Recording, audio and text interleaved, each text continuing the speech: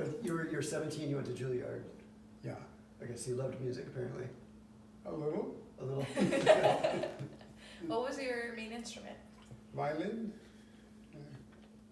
I played starting about 5, and I was only in Memphis until I went to Meadowmount, Galamian's camp when I was 16. And it's hard to tell one's story because it goes a certain way and you have to piece it together according to where you're from. And our dad was a musician, and he bought me a violin. I was 2, and I said, "Thank you, Daddy." And he was pleased with that. And so that's the basis of what I did. To me, the interesting things, during the war, he was a musician, and I think he continued playing, except it was a war, Second World War, and he wasn't a fighting type. He didn't want to have anything to do with that. So he got a job at the airport working on airplane innards, gyroscopes, repairing them to put them back into use. And he did that for however many years that was. And a lot of my earliest memories are listening to New York radio. And that was besides the fact that our dad happened to be a really talented man, which was the good part. Listening to just New York players, the singers, and on Monday nights there were 4 30-minute radio programs from 7 to 7:30, 7:30 to 8, 8 to 8:30, and 8:30 to 9. There was the Gordon McRae, a singer, and his wife, I think was one, singers. There was the they called them hours. The Firestone Hour was New York. Is this AM or FM? AM. Yeah, because AM goes really far. And there was then the Bell Telephone Hour at 8 to 8:30, and then the Band of America, if I have them all in the right order, Band of America, Paul Laval. And so that was typical of what we would listen. That was a specific special night though. And the other nights I grew up listening to Giselle McKenzie or the singers, if you name them, Bing Crosby especially, not so much Frank Sinatra, although I played with the Philharmonic in Radio City once, and I realized how wonderful he was. His voice wasn't that great in a way by that time, but as a performer and as a kind of musician, he was just wonderful. So my background is somehow in the radio, what came from New York, and that was the basis. So the best stations came all the way from New York. Right, and also speaking, I had a big Southern accent, except you listen to New York radio, and you hear people pronounce, and I don't pronounce things as well as the radio announcers did, but that was the model for doing it. So anyway, that's where I am, kind of as well, we admired the New York musicians, and you hear people play, and if you want to do it, you're pulled a little bit. That raises your level. Can I ask what years that was, or that time? Okay, I was born in 40 Uh-huh. and finished high school in 57. So it's like the 1950s that you're talking about? Yeah, Early and 50s. it was 56 when I went to Metamount for the first time, and 57 the second. And then I went 2 more summers, 59 and 60, I think, were those 2 summers. And so Galamian was a teacher, and met friends there. Actually, essentially met, I didn't meet my wife there, Yoko Takebe, I met in front of the cloakroom in Juilliard, introduced by Earl Carless, who played violin with the Juilliard String Quartet. So Saito was around in the 50s, wasn't he? Now, Saito was born, I think, 1899, Oh, so he's a generation in front of you. and so by my connection to Yoko, it took a number of years, but I played in 1963 at Lake Minnewaska in New York, near Poughkeepsie, New York. There were 2 hotels, Lake Minnewaska, and we played for 9 weeks, 2 concerts a week, hour concerts, the same music on Wednesday and Saturday nights, twice a week for 9 weeks. And the pianist was Satoko Takemai, a conducting student of Saito. The cellist was Ruth Glasser. And Saito Sensei came twice from Colby College in Maine, where he was visiting the Juilliard String Quartet, and visited us. And when he visited, essentially he gave us lessons. Not that it was set up, but he would listen to us play. And of course, that's not a lot of time, not a lot of days, but at two times, whether the visits were 4 or 5 days or whatever, I met him. And it's not like it was a big deal, but something that changed the direction of my life. Was he well known at the time? Yes, he was music. To develop it always takes some impetus. It takes some culture. The idea to go to New York and study was there, and that's what I did. With Professor Saito, a little bit of training with him. He was the most important music teacher, I think that's fair to say, in Japan. And He was known as the most important music teacher in Japan? well, nobody's the most important in Yeah. anything. Nobody's the best at But he was like well known anything. as like important. Yeah, but he told me when he visited, would talk to him, he spoke German, he spoke Japanese, he spoke English.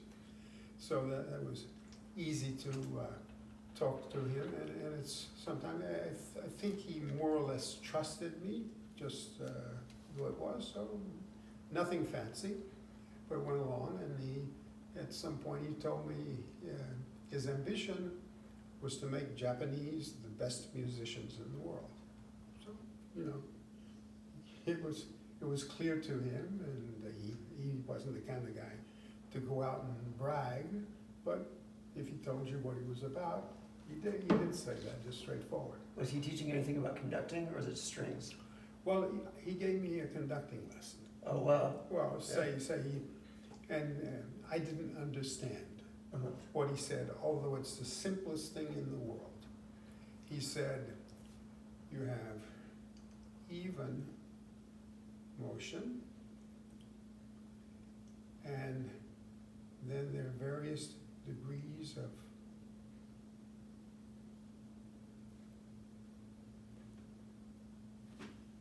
Acceleration. acceleration, and it's very clear. The stronger the beat is, and the more insistent the beat is, the drop is faster, because it's right before the beat. And the even motion takes the same amount of time going up and down. And you increase a little bit the amount of emphasis.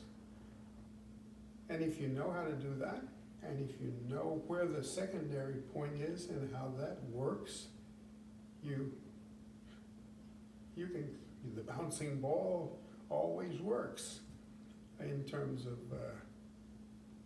knowing when the beat is. So it's the same concepts that Wayne's teaching. Yeah, and it's a kind of concept,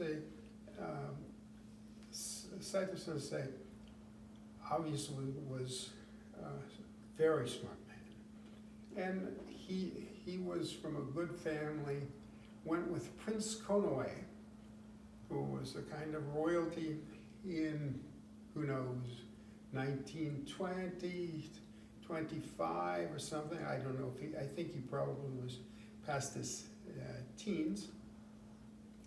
But he went and studied in Leipzig.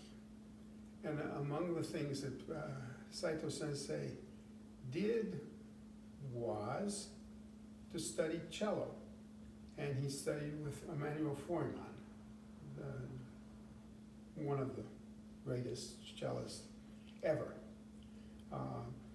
And so the story, he was from so-called good family, was able to do things and was able to see things because he traveled when he was relatively young. Yoko's, my wife's wife Yoko's mother said, if you love your children, let them travel. Yeah. And so anyway, Saito was someone who could travel, was very smart, and put it together in Japan. In Japan during the 30s, he was the solo cellist of the orchestra that became the NHK. At some time in the 30s, Joseph Rosenstock, who was Jewish and found himself in Japan during that period, or rather maybe he was already in Japan during the 30s and was stranded in Japan during the war, was the conductor of the orchestra that Hideo Saito was playing, cello.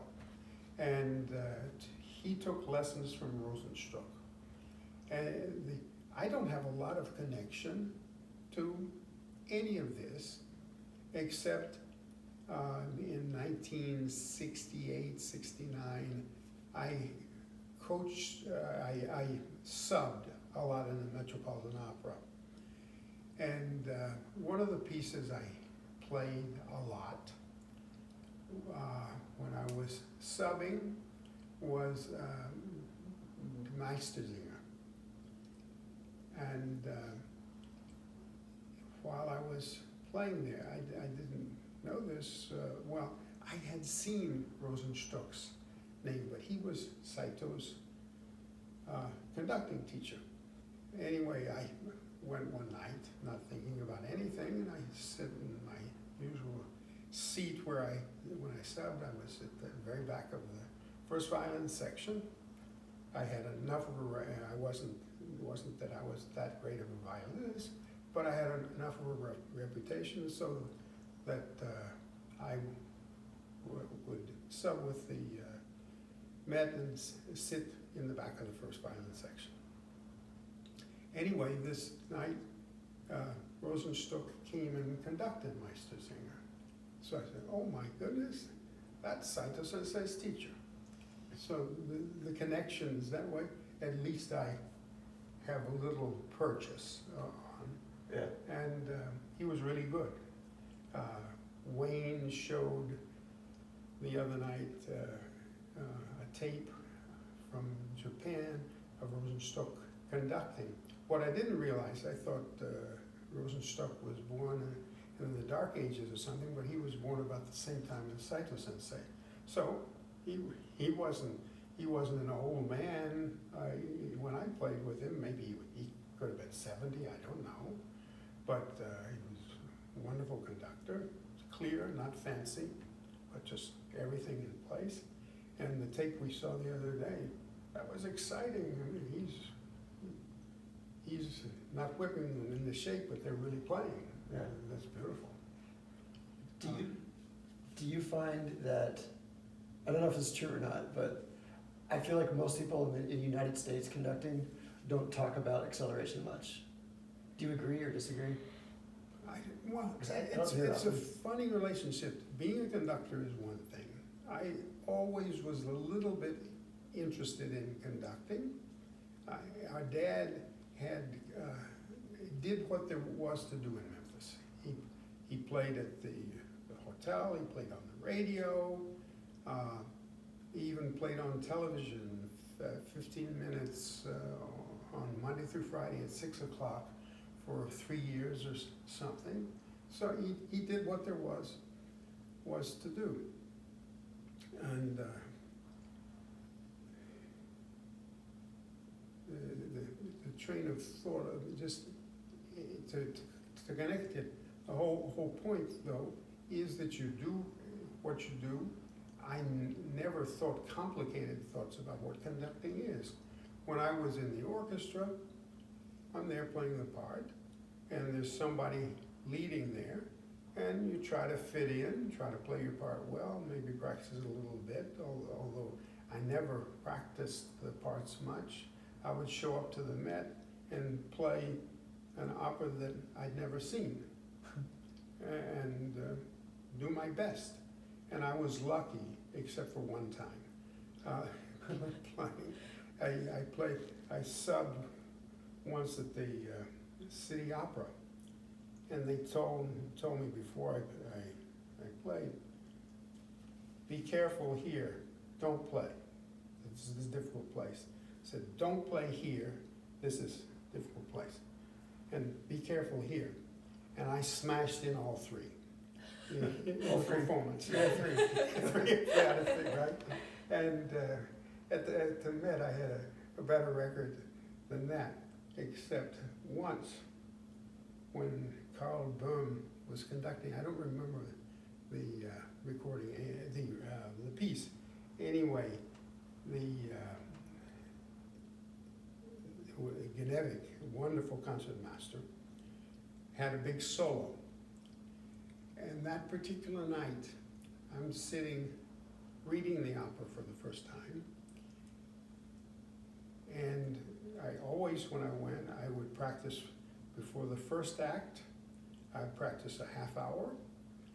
Then after the first act, I would practice for the half hour in the intermission for my Sazina, and then mess or whatever. And then I would practice another half hour on these long operas. And this one I got caught.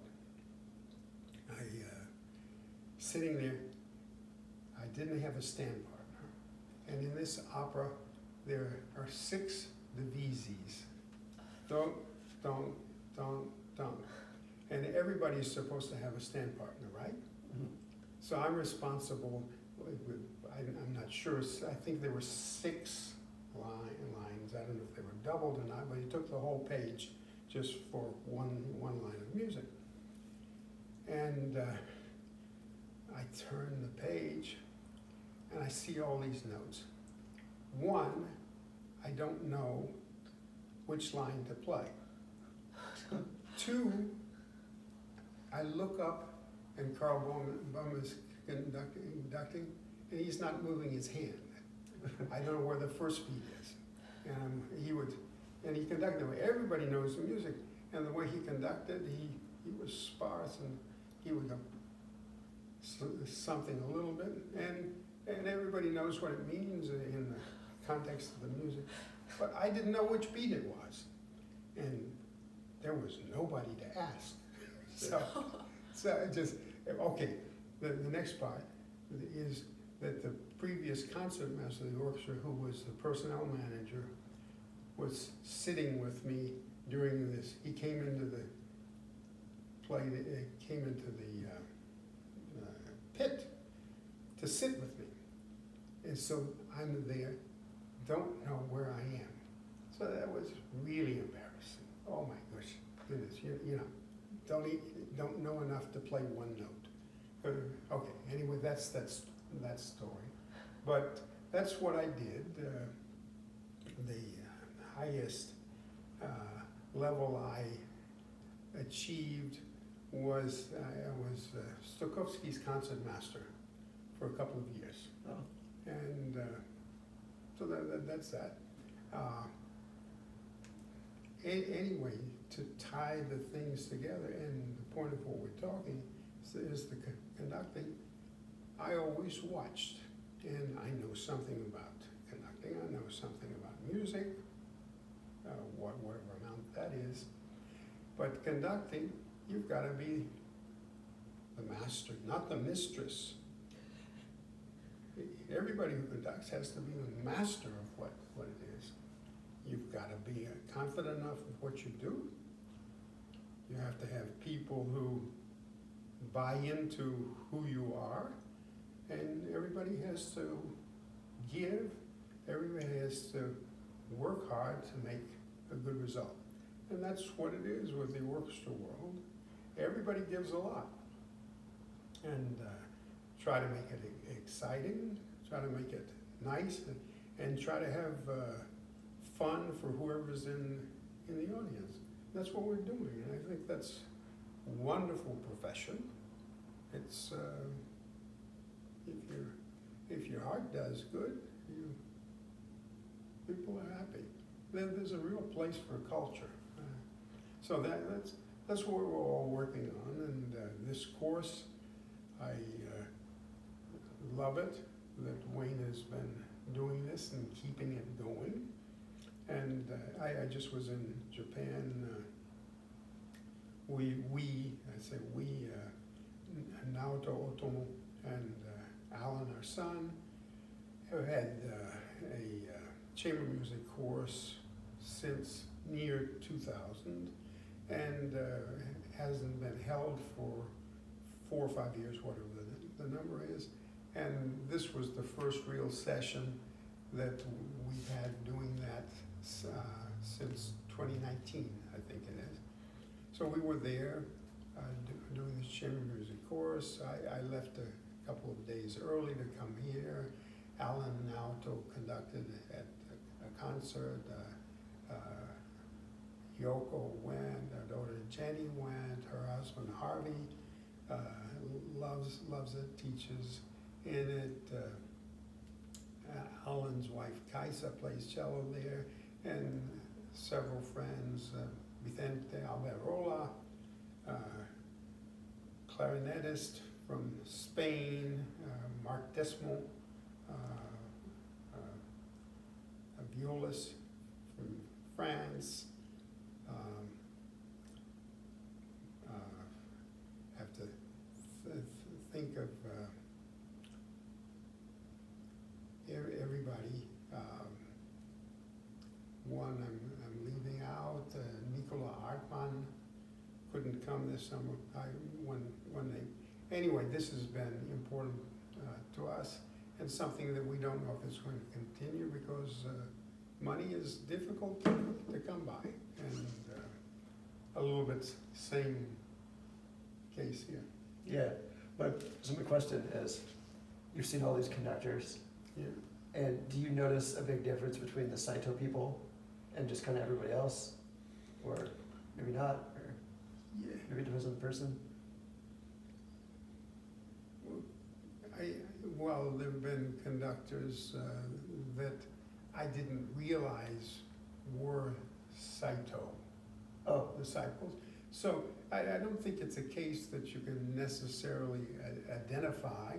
A good conductor is a good conductor because it's personal. The good conductors who do Saito method, especially Ozawa-san Seiji, is spectacular with his behind his memory, my goodness, just he does all kinds of pieces and does them. They're saying I think he got up at 4 in the morning to study, but even if you get up at 1 in the morning or 10 last night and study all night, to have that kind of just mind ability to remember. Wait, he would do that just like daily? Just wake up, study a score? I don't know, but I think he worked very hard. Oh. I think I was told that he would get up. Ken Chase, one Chinese conductor from Vancouver, studied, would be called at 5 in the morning by Okabe Sensei, who was somebody who studied with Mr. Saito, and are you up? So something was expected to put out like that. But anyway, that's, I don't have a big hand in it, but I do have a kind of feeling that I want to push the idea that something that comes from Japan that's high level, it's nice to pass it around and share it. We used to, before, we knew that the French conductors did French music better than everybody else. The German conductors did the German music better than everybody else, so on and so forth. And now it's a little different because it's more mixed together, the way the orchestras are put together. Were you at, you said you were at some of the original workshops too? I was here 3 times before, and it was fun. Okabe Sensei was. This was like the 1980s or? No, this was. It could have been 2007, 8 or That was something. okay. I wasn't here then, so I didn't know. But. Yeah, I don't remember the years now, but it's been going on for a while, and it's fun when people go. Wayne went to Japan to study, and there's a sincere effort, and the idea that there's something here that's has this identity and gets good results. So I really like the idea that it goes out. So I wanted to be here to be part of it now, and it feels like I'm pleased because it seems like the attitude is really positive. What you people are bringing to the course. It takes more than one person to do anything. I agree with that, yeah. Yeah, I mean, a hero, and there was recently read about somebody, father swam and he saved his children, and I noticed the next day something of that sort of course, so individuals do heroic things in the way of doing something in society. It takes a whole bunch of people adding up together to be the hero. There's no hero, just people working their asses off to try to make something happen good. Who was at the? Do you remember who was at the original workshops? You know, Wayne, of course, and George. Yeah, well, that's before me. I meant the original one when you were here. Oh, well, Okabe Sensei, George is always here. We interviewed George too. Yeah, and he's steadfast and true. Sure, when you can depend on people, it always adds. Yeah. And who was the teacher again that we brought over? Okabe. Okabe, yeah. Okabe, he was quite old, humorous, not a tall man, and had his own humor, and was enthusiastic. So we all learned from him and Wayne. So I mean, the same as now. So if you had to, which aspects of the Saito method do you find most useful in your own conducting? It's a little bit strange. My relationship is almost so much determined by being a violinist, even though I have hardly played the violin in the last even 20 years now. But the way I think is the things I thought, and I feel I've actually gotten better understanding the violin, how the hands work together, because it's not just this arm doing something and this one doing something over here. They work their time together, and you actually use the body to get the right amount of contact. You can't just here you see somebody who's slacking off and it looks like this. But if you really play, you need to have a good posture. Posture is really important, and the use of the arms and the freeness of the shoulder. You need to use your weight, and you draw the bow in this direction. You pull the bow also in this direction. It doesn't look like that. So there's a lot of skill and finesse, and the sky's the limit. When you're playing an instrument, you get as good as you can, and nobody's perfect. Some people really play well. So what was your main reason for wanting to come back to the workshop this year? To see Wayne. That's fair. Yeah. And I'm curious. Okay, now, I've been to this workshop the past several years, and every year some people have they get mentally very frustrated trying to learn it. Was it like that way back then, where some people would have a mental kind of issue trying to understand it? Yeah, in that way, I think conducting seems harder than an instrument. Mentally. Yeah, Yeah. I think so, because the instrument, you play, and after a while you have an idea whether you're doing well or not. Mm-hmm. And the people who are less well fitted for whatever reason, well, you can stop. People who are driven, you have to practice every day or something, that's different.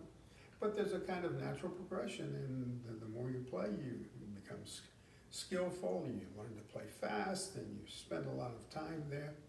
And conducting, if you can 2, 3, 4, 1, 2, 3, 4, or 1, 2, 1, 2, you can already conduct a little bit. You're more advanced as a conductor from the beginning if you know anything at all. You can be propped up, say it that way. Yeah. The wealthy man who has done nice things for the orchestra or something can be invited. Would you preside? And can look quite good. Somebody has a sense of time, but you have a sense of time where you still have to place the finger in tune, or you have to form an embouchure, and those kind of you can't be presented too soon. So conducting is very hard. Also, you have to have faith in yourself, or just a desire to do it. I want to do that, and not everybody puts oneself out, but shy people can conduct great too. So it's not about necessarily about eloquence or anything. The connection is with the music and with people, and that's exciting. That stirs people's hearts, and it should stir people's hearts. And some people know how to help. You can't say that the conductor exactly does it, but in in some way, the good conductors really do it and make it moving or whatever, and that's a great goal. And the great repertoire that there is of all types from different centuries, and it's always was hard to write great pieces. I don't know if it's harder to write great pieces now, but culture has changed a lot. So it's harder to put traditional kind of orchestra cantos out there, but from the enthusiasm we see, a lot of people still, hey, that's great, I'd love to do that. And do you have, like, what your favorite conductors to work with, to play for? Like, was there something about them that made it? Yeah, well, you play 30 seasons or whatever, and you play with a lot of good conductors, and you remember some concerts that were special. Of course, Bernstein played quite a lot with him in the 70s. He was music director until '69, and in the 70s, Boulez conducted, 80s, Mehta conducting, 90s, Mazur conducted, and those were the three when I played, but also with those there were many others, and it's a pleasure that wonderful French conductors come in, or wonderful Italian, or Russian conductor comes in, and German conductors, and Colin Davis, or English, Davis, Andrew Davis. Just it's easy to say a lot of conductors' names quickly, and there's special ones. Well, it's nice. I played. I subbed for a couple of years with the Met Opera, and Funkayan conducted, and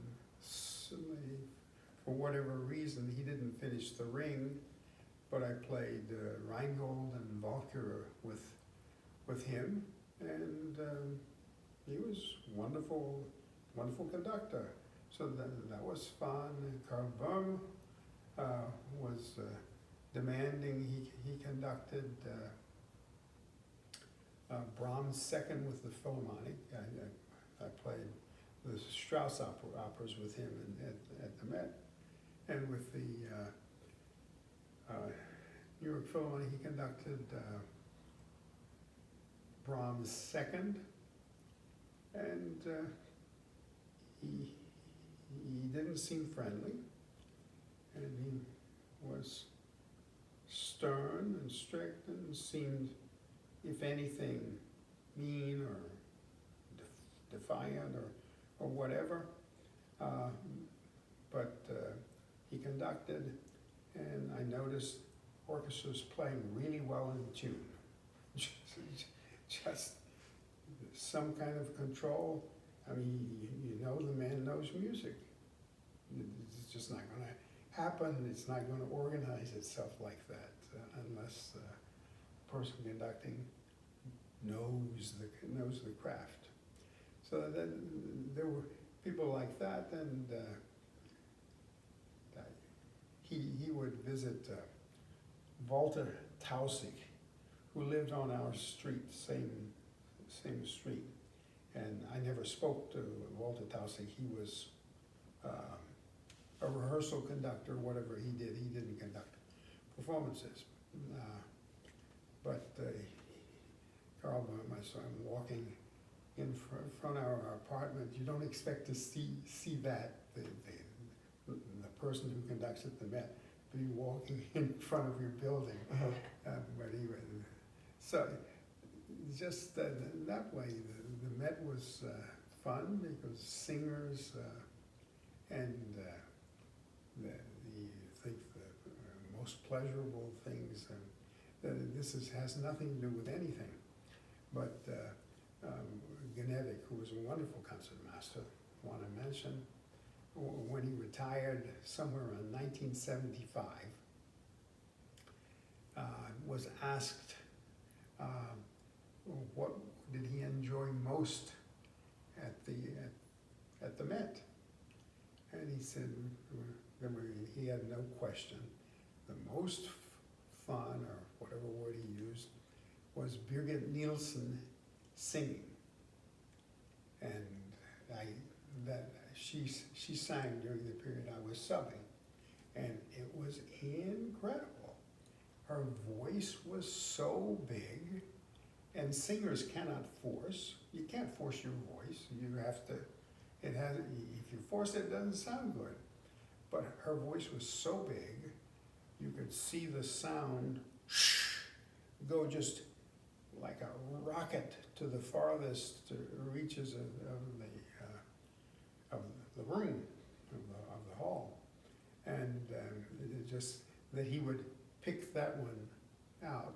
And of course, music is not only about that kind of excitement, but there is something that happens when it's wonderful, which doesn't happen so much in people's lives. I mean, you have friends, of course, people you love, whatever, your children, you're proud, but to have something that is shared by a lot of people like that, that's unusual and fantastic. Just people can sing beautifully or play beautifully. That's what we're doing, and that's really fun. Do you have anything else? Yeah, I was just gonna say, what was kind of your defining moment of kind of switching your focus from Make sure this is still good. Keep going though. switching your focus from being a violinist to being more of a conductor? Was there something that kind of you were ready for a change, or? Well, I played, and I think it's a very simple explanation. I always felt a lot of pressure when I played, so it wasn't only fun. I had to face the music, so to speak, and I was pretty good.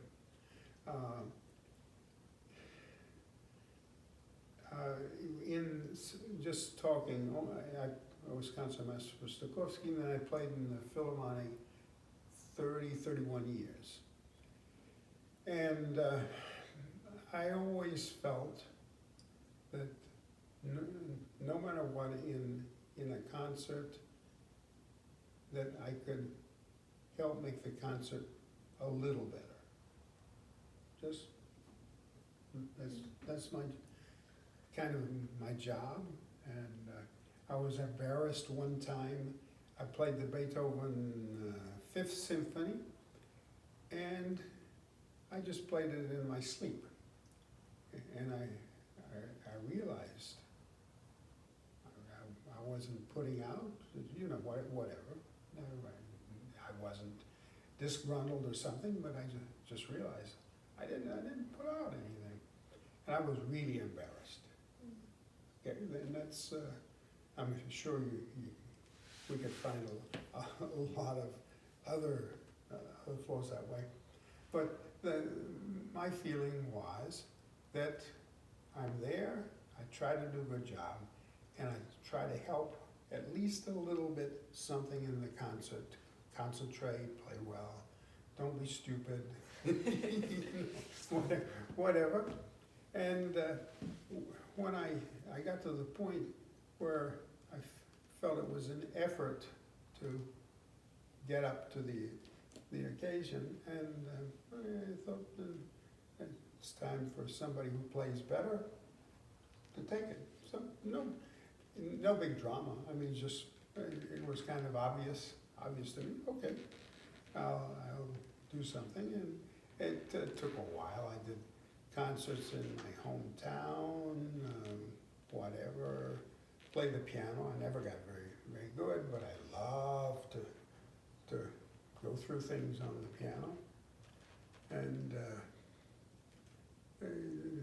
nothing has ever replaced music that way.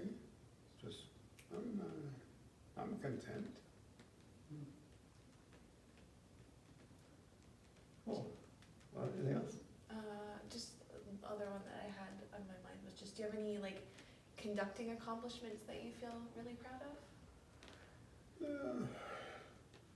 Well, I obviously I'm not exactly improving now, but in some corner I feel I've caught on to things. I